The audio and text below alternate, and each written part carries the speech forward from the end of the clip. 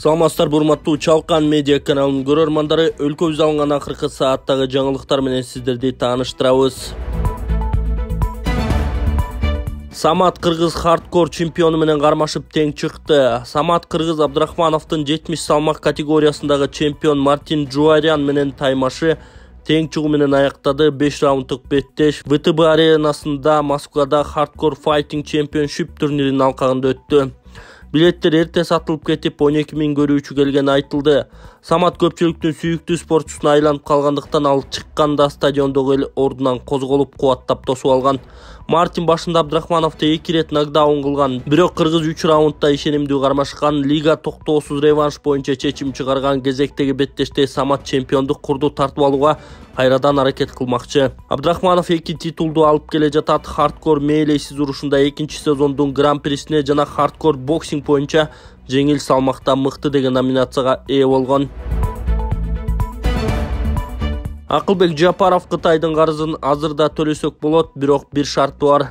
Министрлер кабинетинин төрагасы Акылбек Жапаров Жогорку Кеңештин депутаты Балбак Түлөбаевдин айткан сөзү боюнча пикирин билдирди. Анын кабары улуттук агенттигине берген маеги жарыяланды. Буга чейин аты аталган депутат президент Улуттук банкта сакталып турган алтындар менен Кытайдын алдындагы карызды азырда төлөп кое алат деп айткан.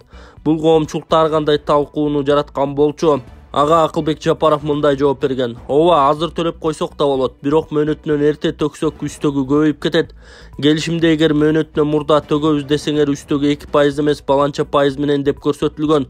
Ошон үчүн сырткы карызды график боюнча эле төлөгөн туура болот деген Акылбек Жапаров. Ошондой эле өкмөт башчы карыздардын баарын өз графиги менен төлөп берүүгө Кыргызстандын кудурети жетет деген пикирин билдирген. Садыр Жапаров билим берүү министринин милдетин аткаруучу Каныбек Эманалиевди кабыл алды. Президент Садыр Жапаров 25 февралда билим берүү жана илим министринин милдетин аткаруучу Каныбек Эманалиевди кабыл алды.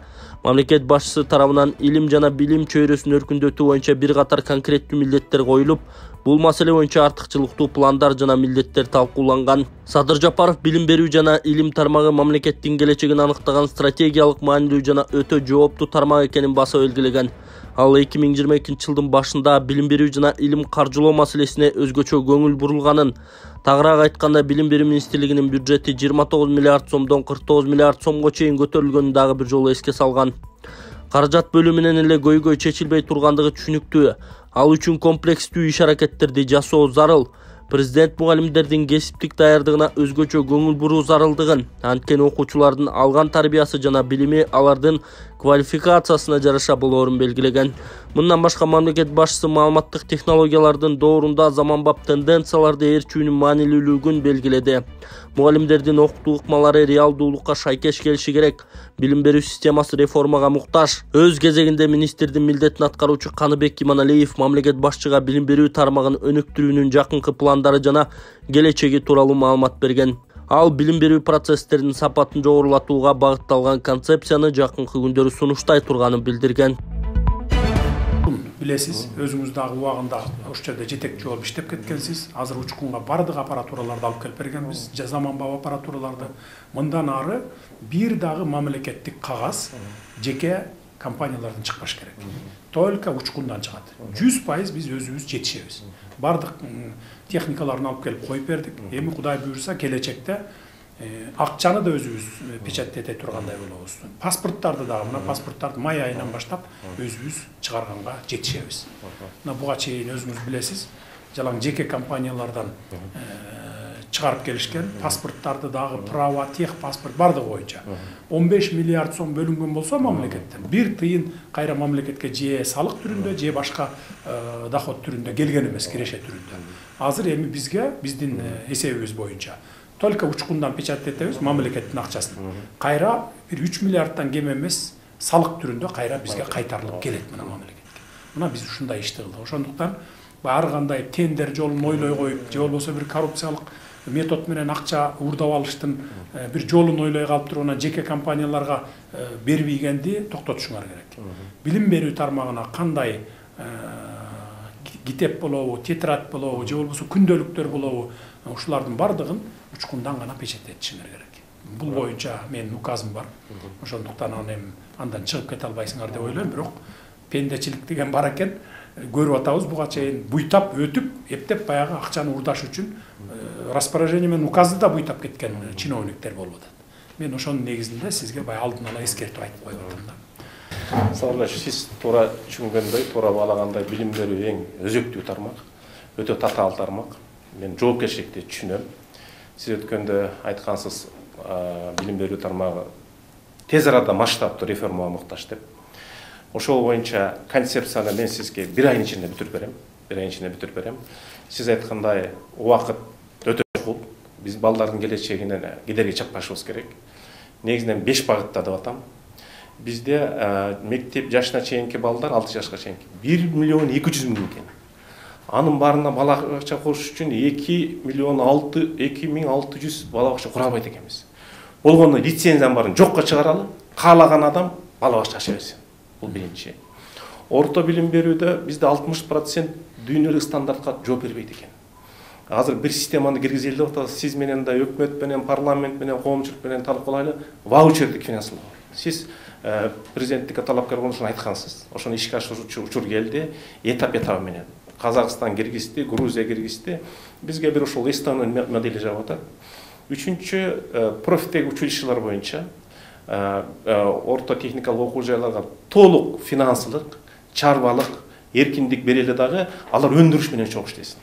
Бизде мамлекеттик жекеменчик партнерчилыгы деген закон бар. Ошого өткөзүп берели. Окумуштуулар боюнча сиз абдан туура айттыңыз. Мен азыр сунуштарды даярдап келдим. Азыр Билимдер академиясы реформа болгончо жаш окумуштар карап калбасын, президенттик стипендия берсек. Не дай бог, если Садыр Жапаров станет президентом, Кыргызстан станет вторым Афганистаном. Мы этого не допустим. Потому что он рвется к власти через насилие и хаос, через бандитов, через фейковые войска. Мы горой будем стоять, защищать суверенитет, конституционный строй и незыблемость Конституции Кыргызской Республики. Бандитам нет дорог. Гөлдүн улуу интеллигенциясы бул Аманбаев, бул Чолпонбаев, бул Усуп Муканбаев, бул Чыңгышев. Бирок Садыр Жапаров эмес. Ысык көлдүн аксакалдары айланайын, бул тентек балаңар элди укпай атат. Балким силерди угар. Эгер аксакалды укпаса ал ким? Чакырбайсыңарбы? Көлгө алып кетпейсиңерби? 2 жыл губернатор болуп иштесин. Өссүн, өнсүн. Анан келип премьер-министр болсун. Анан даяр болуп келсин. Элдин тагдыры оюнчук эмес. Ошондуктан бизди укпаса да, элди укпаса да, ал жалаң фейктерди угуп калды. Бийлик 90 кызматтык автоунаа сатып алып 4-өөнү Баткенге берди. Жергиликтүү бийликтин жетекчилери Chevrolet Captiva үлгүсүндөгү 90 автоунаа сатып алынды. Бул туурасында президент маалымат кызматы билдирген. Анын алгачкыларын министрлер кабинетинин төрагасы Акылбек Жапаров бүгүн Баткендин Кадамжай районунун акими Сүлүктүү, Кызылкыя жана Баткен шаарынын мэрлерине тапшырган. Президент Садыр Нуркожоевдун тапшырмасын эсиңиздерге салам. Милдетиңиздерди так аткарып, уят кылбай иштеп бериңиздер. Ошондой эле кызматтык унааларга GPS системасы орнотулду, көзөмөлдөө болот. Өзгөчө статусу болгон аймактар үчүн автоунааларды өзүм тапшырып жатам. Башка региондордогу жетекчилерге дагы берилүүдө. Күлүүңүздөр кут болсун, деди Жапаров. Президенттин иш башкармалыгы тарабынан чет өлкөдөн 90 кызматтык автоунаа сатып алынганы белгиленди. Ассаламу алейкум мекендештер, Москвадагы бүт туугандар, кандайсыздар? Туугандар биздин оюн уланып атат. 3 машинанын оюну туугандар. Дагы бир тааныштырып кетейин жаңыдан. Туугандар, биздин оюнда 3 машина. 2 Матис, бул Ланосубуз туугандар. Мындан тышкары бизде 4 iPhone телефонубуз бар, 3 iPhone 11, бирөөсү iPhone 14 туугандар. iPhone 14'тü араттагыдай ким көп билет алган утуп кетет, до конца оюнга катышасыз, шансыңыз көп болот туугандар. Анан эң кичине призлерибиз 110 конверт 1000 рубль призлерибиз бар туугандар. Билеттин баасы 500 рубль, 2100 адам катышат туугандар. Азыркы моментте бизде 550 билет калды. Эртең бир күн биз финалды белгилейбиз. Билет алышка шашылыңыздар туугандар. Оюнуңуздар өтүңүздөр, баарыңыздарга ийгилик туугандар. 1, 2, 3.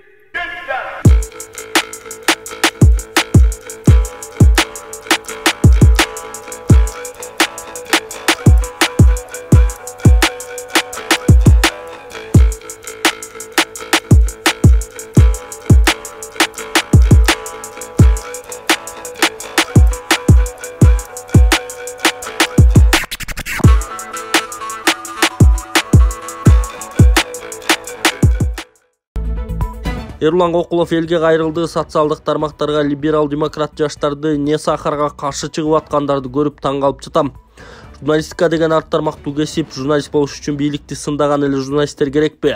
Журналистика деген бул арт тармактуу кесип, ошол себептен не сахар долборуна тийишпей жүргүлө деп кайрылуу жасаган Ынтымак фракциясынын эл өкүлү Эрлан Кокулов өзүнүн Facebook баракчасы аркылуу. Саламатсыздарбы достор. Акыркы болуп аткан иштер боюнча дагы бир комментарий берип кетейин дедим.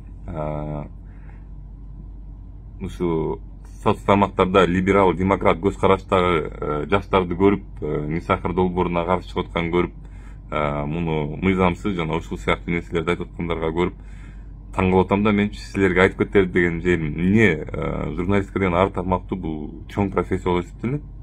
Эмне силерге журналист обязательно эле президентке тийишкен же болбосо депутаттарга тийишкен же болбосо ошол бийликтин өкүлдөрүнө эле тийишкен эле кишилер неме болуп журналист болуп ошолорго эле сөз эркиндиги керек бекен? Сөз эркиндик бүт тармактуу болуш керек. Журналист деген бул ар тармактуу нерсе. Кесип. Военный журналисттер бар согушта жүргөн. Анан мен акылым бар, анан кийин бирок мыйзам мен каалагандай иштеш керек дегенler ал туура эмес нерсе ал. Ошон бир чындыкты мындай бир кабыл алып көргүлө. Дагы айтып кетер жерим, не сахар долбоору болбогондо азыркыга чейин керектөөчүлөрдүн укугун коргой албай жүрмөкчү ушулар, ушинтип жазып аткандарчы. Бишкекте уюшкан кылмыштуу топтун мүчөлөрү кармалды. УКМК тарабынан адам уурдоо фактысы боюнча 3 жаран кармалды. УКМК тарабынан адам уурдоо фактысы боюнча 3 кылмыштуу топтордун мүчөлөрү кармалды. Бул тууралуу УКМКнын басма сөз кызматынан билдиришти. Маалыматка караганда 2023 жылдын 19 февралында Бишкек шаарынын аймагында КНБ, СЧШ жана МАМ алдамчылык жол менен жергиликтүү тургундун жолугушуусун уюштуруп, АТ аттуу жаранды белгисиз тарапка алып барышып, күч колдонуп, бычак менен коркутуп денесине оор залал келтиришкен. Андан кийин жабыркаган жаран эс учун жоготкон абалда Бишкек шаарындагы батирлердин бирине 3 күн кармашып, күч колдонуу менен коркутуп, 3000 АКШ долларын талап кылышкан. Учурда кылмыш процессуалдык кодексинин 96-беренесине ылайык кармалгандар УКМКнын тергөө камак жайынын убактылуу кармоочу жайына киргизилген. Тергөө иштери уланууда. УКМК өз компетенциясынын чегинде уюшкан кылмыштуу топторго жана ошондой эле жаштардын спорттук бөлүгүн кылмыштуу элементтерге тартылып кетүүсүнүн алдын алуу иштерин улантууда. Ошондой эле УКМК жарандарды уюшкан кылмыштуу топтор тарабынан мыйзам бузуунун бардык фактылары боюнча кайрылууга жана билдирүүгө чакырат.